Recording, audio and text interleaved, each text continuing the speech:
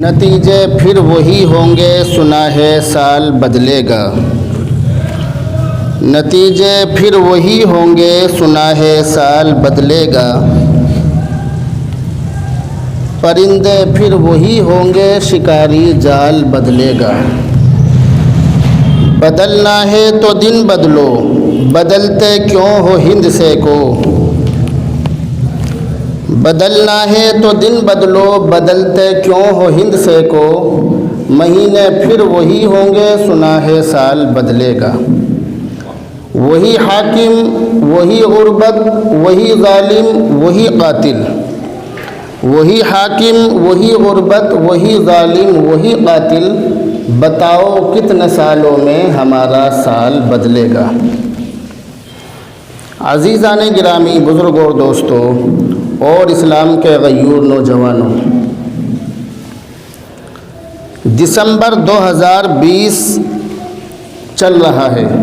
ये दिसंबर का महीना है और कुछ दिनों के बाद नया साल आ जाएगा। कुछ दिनों के बाद 2021 शुरू हो जाएगा। लेकिन 2021 शुरू होने से हमें क्या फ़ायदा होगा और हमें क्या क्या सुविधा और फैसिलिटी मिलेंगी, ये सोचने वाली बात है। हमें क्या क्या सहूलतें मिलेंगी, ये गौर व फिक्र करने वाली बात है। वरना साल तो हर साल आता है, सिर्फ़ एक हिंसा बदलता है। बदलना है तो दिन बदलो, बदलते क्यों हो हिंद से को। 2019 की जगह 2020 लिख दिया और 2020 की जगह 2021 लिख दिया जाएगा। ये कौन सी बड़ी बात है। असल चीज़ ये है कि हमारे अंदर बदलाव आए, हमारे अंदर तब्दीली पैदा हो, ये असल चीज़ है। वरना कैलेंडर बदलने से कुछ नहीं होने वाला है, तारीख़ बदलने से कुछ नहीं होने वाला है। बल्कि जब तक हमारे अंदर बदलाव पैदा ना हो, हमारे अंदर तब्दीली पैदा ना हो, उस वक्त तक कैलेंडर बदलने से हमें फ़ायदा हासिल नहीं होगा। हमारे यहाँ जो कैलेंडर दीवारों पर लटके हुए होते हैं वो अलग अलग किस्म के होते हैं, अलग अलग तरह के होते हैं। उनके अंदर तारीख़ों का अलग तरह से हिसाब किताब होता है। कुछ कैलेंडर तो वो होते हैं कि जो चाँद के हिसाब से चलते हैं और कुछ कैलेंडर वो होते हैं कि जो सूरज के हिसाब से चलते हैं। जो कैलेंडर सूरज के हिसाब से चलता है उसके मानने वाले भी हिंदुस्तान के अंदर, हमारे इस मुल्क भारत के अंदर मौजूद हैं। और जो कैलेंडर चाँद के हिसाब से चलता है उसके मानने वाले भी बहुत बड़ी तादाद में हमारे इस मुल्क के अंदर और पूरी दुनिया के अंदर मौजूद हैं। ये जो मैं आपको बातें बतला रहा हूँ, अगर गौर से सुनोगे, ध्यान से सुनोगे तो ही ये बातें आपकी समझ में आएंगी। वरना ये बातें आपके सर के ऊपर से गुजर जाएंगी और समझ भी नहीं पाओगे। इसलिए बहुत ज़्यादा गौर व फिक्र के साथ सुनने की ज़रूरत है। जो कैलेंडर सूरज के हिसाब से चलता है उसको शमसी कैलेंडर कहते हैं। उसकी शुरुआत कब हुई, वो किस ज़माने में शुरू हुआ। दुनिया के अंदर सबसे पहली मर्तबा ईसवी कैलेंडर, चाँद के हिसाब से चलने वाला कैलेंडर दुनिया में सबसे पहली मर्तबा कब वजूद में आया, तो इसके बारे में किताबों के अंदर लिखा है कि जब हज़रत ईसा अलैहिस्सलाम की विलादत हुई, हज़रत ईसा अलैहिस्सलाम पैदा हुए और ईसाइयों के कौल के मुताबिक जब ईसा अलैहिस्सलाम को फांसी दी गई।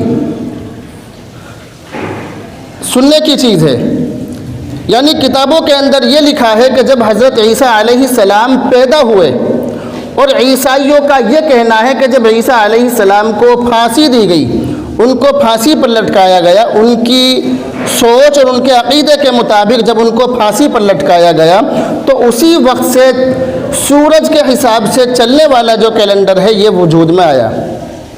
चुनांचे जब भी हम तारीख़ लिखते हैं तो उसके आगे ईसवी लिखते हैं। जैसे 2020 ईसवी यानी ईसा अलैहिस्सलाम से शुरू होने वाला कैलेंडर। ये जो साल है, इस साल में 12 महीने होते हैं।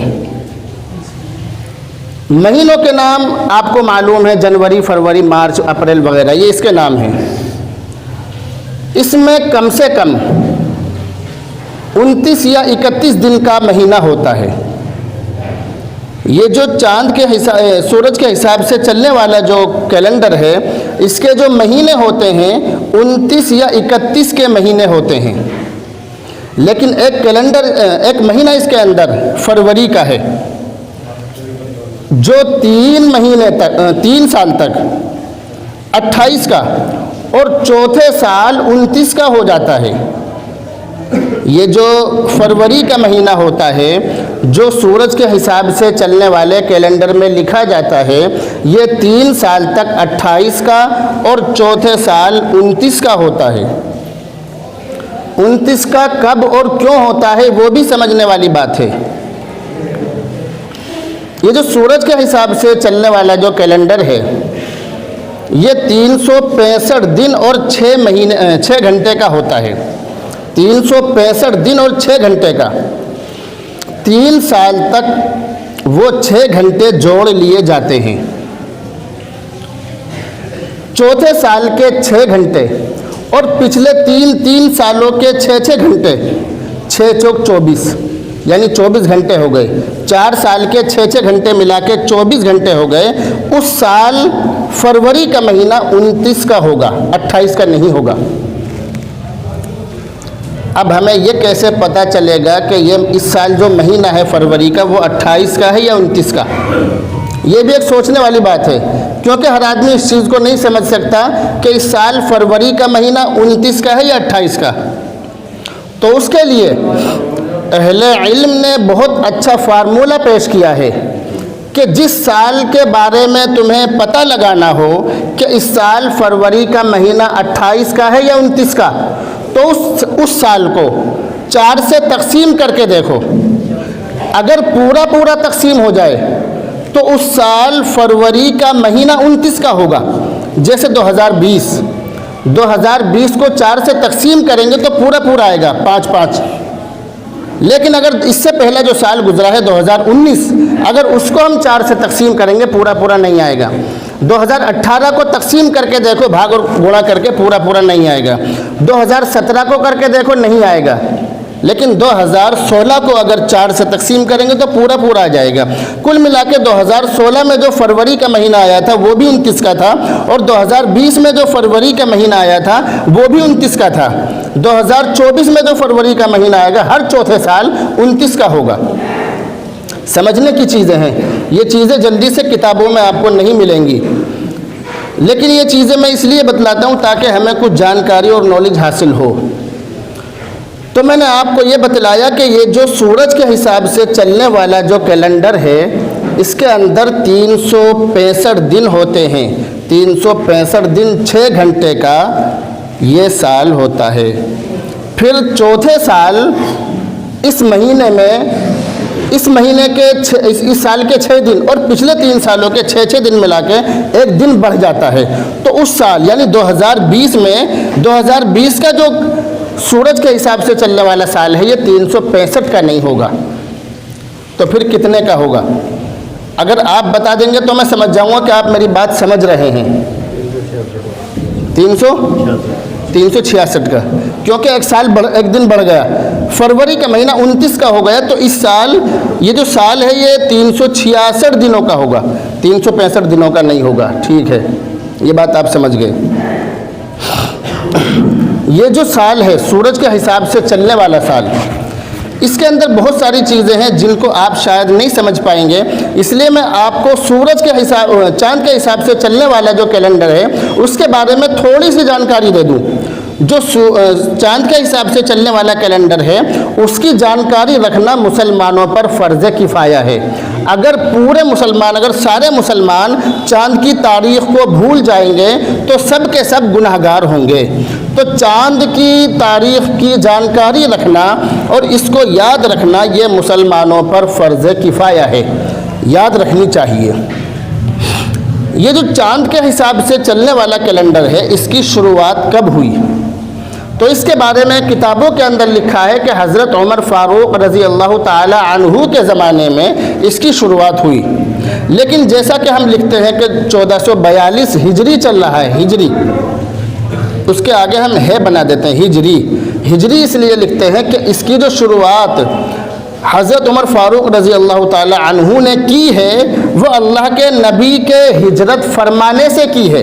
यानी जब आपने मक्का से मदीना हिजरत फरमाई तो उस वक्त से हिसाब लगाया गया और उस वक्त के हिसाब से इस साल को मुरतब और तरतीब दिया गया। तो ये जो साल है चाँद के हिसाब से चलने वाला साल, इस साल में भी 12 महीने होते हैं। इस साल में 13 महीने नहीं होते। 13 महीने किसी साल में होते हैं या नहीं वो मैं आपको बतलाऊंगा, होते हैं एक साल में, लेकिन वो मैं आपको अभी बतलाऊंगा। तो ये जो साल है चाँद के हिसाब से चलने वाला, इसको कहते हैं कमरी कैलेंडर, यानी चाँद के हिसाब से चलने वाला कैलेंडर। इसके अंदर 354 दिन से कम नहीं होते और 355 से ज़्यादा दिन नहीं होते। 355 से कम दिन नहीं होते, ज़्यादा नहीं होते, और 354 से कम नहीं होते। या तो 354 होंगे या 355, इससे ज़्यादा दिन इसमें नहीं होंगे। इसके जो महीने हैं 28 के भी नहीं हो सकते और 31 के भी नहीं हो सकते। इसके महीने आपने कभी सुना ही नहीं होगा कि रमज़ान का महीना 28 का या 31 का हुआ, आपने कभी नहीं सुना, ना मैंने सुना, क्योंकि होता ही नहीं है तो सुनेंगे कहाँ से। तो ये जो साल है, ये जो महीने हैं चाँद के हिसाब से चलने वाले कैलेंडर के महीने, वो 28 से कम नहीं हो सकते और 30 से ज़्यादा नहीं हो सकते। या तो 29 होंगे या 30, कभी 28 का महीना चाँद का हो ही नहीं सकता। ये जो साल है चाँद के हिसाब से चलने वाला, इसमें हर साल 10 दिनों का फ़र्क आ जाता है। चाँद के हिसाब से चलने वाला जो साल है, इस साल में सूरज के हिसाब से, सूरज के मुकाबले में 10 दिनों का फ़र्क हर साल आ जाता है। ये बात लोग अच्छी तरह जानते हैं। ये हो गए 2 कैलेंडर। एक तीसरा कैलेंडर और है, उसको कहते हैं बसंत कैलेंडर या विक्रमी कैलेंडर, जिसमें चैत, बैसाख, आषाढ़ ये जो महीने होते हैं हिंदी के महीने, वो उस कैलेंडर में होते हैं। उसका जो हिसाब है, उसका हिसाब भी चाँद के हिसाब से ही चलता है, सूरज के हिसाब से नहीं चलता। जो हिंदी का जो कैलेंडर होता है उसका हिसाब चाँद के हिसाब से होता है, सूरज के हिसाब से नहीं होता। 3 साल तक तो ऐसा ही होता है जैसे मैं बतला रहा हूँ, मगर हर चौथे साल, समझने की चीज़ है, हर चौथे साल 1 महीने का फ़र्क हो जाता है। चाँद के हिसाब से चलने वाले साल में हर चौथे साल 1 महीने का फ़र्क हो जाता है। ये जो बयान है पूरा का पूरा रिकॉर्ड हो रहा है, बार बार सुनोगे जब समझ में आएगा, एकदम समझ में नहीं आएगा। तो ये जो चाँद के हिसाब से चलने वाला जो कैलेंडर होता है, इसमें हर साल 10 दिनों का फ़र्क हो जाता है। तो 3 साल में 1 महीने का फ़र्क हो गया। इतनी बात समझ गए नहीं? 1 महीने का फ़र्क हो गया। तो ये जो गैर मुस्लिमों का जो कैलेंडर होता है हिंदी कैलेंडर, वो चाँद के हिसाब से चलता है। तो 3 साल तक तो ठीक है, सही रहेगा, लेकिन चौथे साल लोंद का महीना बढ़ाकर साल 13 महीनों का मान लिया जाता है। ये बात आपको मालूम है या नहीं? लोंद का नहीं मालूम नहीं, लोंद का महीना कभी सुना है? शायद सुना होगा, हाँ, जो गैर मुस्लिमों में रहते हैं उन्होंने सुना है। लोंद का महीना हर चौथे साल बढ़ाकर साल 13 महीनों का मान लिया जाता है। फिर उससे अगला साल फिर दोबारा चाँद के हिसाब से चलता है। इसी वजह से आपने देखा होगा कि गैर मुस्लिम भाइयों के जो त्यौहार हैं, होली, दिवाली, दशहरा वगैरह जितने भी उनके त्यौहार होते हैं, ख़ास दिनों में और ख़ास महीनों में आते हैं। लेकिन हमारे जो त्यौहार हैं वो ख़ास दिनों में और ख़ास महीनों में नहीं आते। रमज़ान का महीना जब मैं बहुत छोटा था तो भरी सर्दियों में आया था, आपने भी सुना होगा, आपकी ज़िंदगी में भी आया होगा। और जब अब हम बड़े हो गए हैं तो अब रमज़ान का महीना गर्मियों में आ रहा है, क्योंकि चाँद का जो हिसाब है, समझने की चीज़ है, चाँद का जो हिसाब है हर 34 साल में, कितने साल में? 34 साल में घूम फिर कर दोबारा वहीं आ जाता है। हमने अपने बचपन में जो सर्दियों में रमज़ान का महीना पाया, अब हम 34 साल के बाद रमज़ान का महीना सर्दियों में पाएंगे। ये सीधी सी बात है, किताबों के अंदर ऐसा ही लिखा है और हमने अपनी ज़िंदगी में ऐसा ही देखा है। तो ये मैंने आपको 3 कैलेंडर बताए, ये आपको जानकारी रखनी चाहिए, समझने की चीज़ है। अगर समझ में ना आए तो बार बार मालूम कर सकते हैं। लेकिन 2 कैलेंडर जो मैंने आपको बतलाए, एक तो सूरज के हिसाब से चलने वाला जनवरी फरवरी, और एक चांद के हिसाब से चलने वाला जो कि हमारा होता है मुहर्रम सफ़र रबीउल अव्वल, जो हम मानते हैं। ये जो 2 कैलेंडर हैं, हम जितनी भी इबादत करते हैं, जितने भी नेक काम करते हैं, जितने भी हमारे त्यौहार वगैरह हैं, वो सब इन दोनों के चारों तरफ घूमते रहते हैं।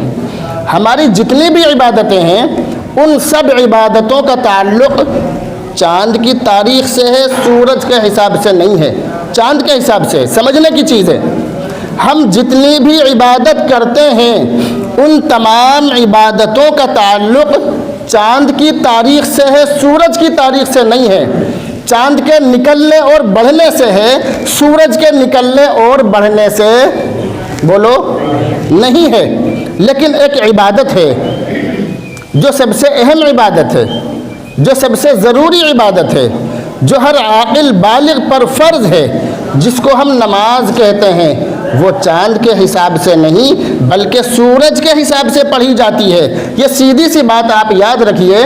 ये बातें जल्दी से समझ में शायद ना आए, लेकिन आपको मैं बतला रहा हूँ कि सूरज के हिसाब से हम सिर्फ़ एक इबादत करते हैं, उसका नाम है नमाज। और बाकी हम जितनी भी इबादतें करते हैं, जितने भी हमारे हिसाब किताब होते हैं, वो सब चाँद के हिसाब से होते हैं। अब इस बात को आप आसानी से समझ सकते हैं। सबसे पहले हम तहज्जुद की नमाज़ पढ़ते हैं, लेकिन जब सूरज निकलने की पहली निशानी सुबह सादिक तुलू होती है, तो तहज्जुद का वक्त ख़त्म हो जाता है और फजर की नमाज का वक्त शुरू हो जाता है। सूरज की पहली निशानी है सूरज निकलने की। उसके बाद जब सूरज निकल जाता है, तो सूरज निकलने के बाद 15 या 20 मिनट जो टाइम होता है, उस वक्त में फजर की नमाज़ पढ़ना और नफिल नमाज जो भी नमाज है पढ़ना मकरूह है, हम नहीं पढ़ सकते। तो सूरज निकलते ही फजर की नमाज का वक्त बोलो ख़त्म हो जाता है। उसके बाद इशराक की जो नमाज हम पढ़ते हैं, वो सूरज निकलने के 20 मिनट के बाद उसका वक्त शुरू हो जाता है। उसके बाद चाश्ती नमाज पढ़ते हैं, तो सूरज जब रोशन हो जाए उसके बाद उसका वक्त शुरू होता है। दिन ढलने पर ज़ोहर की नमाज का वक्त शुरू हो जाता है। उसके बाद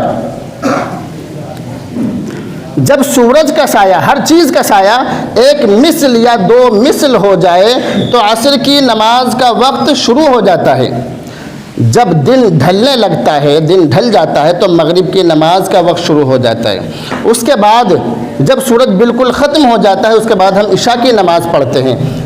मगरिब के बाद जब दिन ढल जाता है, तो अव्वाबीन की नमाज़ हम पढ़ते हैं।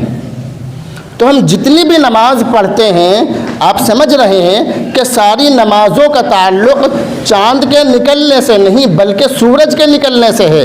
ये बात आप समझ गए या नहीं? ज़ोर से बोल के बतलाइए। समझ गए। उसके बाद नंबर आता है हमारी जो बाकी इबादतें हैं उनका। ईद हो या बकरा ईद हो या 12 वफ़ात हो या 10 मुहर्रम हो या रमज़ान का महीना हो या शब बरात हो या शब क़द्र हो या किसी औरत के पेट में बच्चा हो, उसकी कम से कम मुद्दत 6 महीने चाँद के हिसाब से होगी, सूरज के हिसाब से नहीं। किसी औरत का शोहर मर जाए, उसकी इद्दत 4 महीने 10 दिन सूरज के हिसाब से नहीं बल्कि चाँद के हिसाब से होगी। ये वो चीज़ें हैं, ये वो इबादतें हैं कि जिन इबादतों का ताल्लुक़ चाँद से है। ज़कात इंसान पर साल गुज़रने पर फ़र्ज़ होती है। हम तो हिसाब लगाते हैं, हम लोग आम तौर से, मैं नहीं बल्कि आम तौर से लोग सूरज के हिसाब से, लेकिन उसका भी हिसाब चाँद के हिसाब से होता है। चाँद के हिसाब से ही ज़कात निकालनी चाहिए। कुर्बानी जो हम करते हैं, कुर्बानी सूरज के हिसाब से नहीं करते, चाँद के हिसाब से करते हैं। जितने भी हम नेक काम करते हैं उन सब नेक कामों का ताल्लुक़ चाँद से है, सूरज से नहीं है। अल्लाह ताला ने चाँद की 28 मंजिलें मुकर्रर की हैं, 28 दिन चाँद निकलता है। कुरान के अंदर उसका ज़िक्र है, वल क़मर क़द्दरनाहु मनाज़िल, सूरह यासीन में, कि हमने चाँद की मंजिलें मुकर्रर की हैं। और जिस तरह अल्लाह ने चाँद को हमारे लिए तारीख़ देखने की चीज़ बनाया है, इसी तरह सूरज को भी बनाया है। कुरान के अंदर इसका ज़िक्र है, हुवल्लज़ी जअल शम्स ज़ियाअन वल क़मर नूरन व क़द्दरहु मनाज़िल लितअलमू अददस्सिनीन वल हिसाब, लितअलमू अददस्सिनीन वल हिसाब, ताकि तुम महीनों की और साल की गिनती जान सको। इसलिए अल्लाह ताला ने तुम्हारे लिए चाँद और सूरज बनाए हैं। तो ये जो जितनी भी इबादतें हम करते हैं, जितने भी नेक काम करते हैं, इन तमाम के बारे में जानकारी रखना ये बहुत ज़रूरी है। और चाँद की तारीख़ के बारे में और अंग्रेज़ी तारीख़ के बारे में, अंग्रेज़ी नहीं बल्कि मैं इसे ईसवी तारीख़ कहूँगा, क्योंकि हमारे नबी हज़रत ईसा अलैहिस्सलाम से इसकी शुरुआत हुई है। तो ये जितनी भी चीज़ें आपको बतलाई हैं, ये चीज़ें आम तौर से मिंबर पर तो बतलाई नहीं जाती हैं।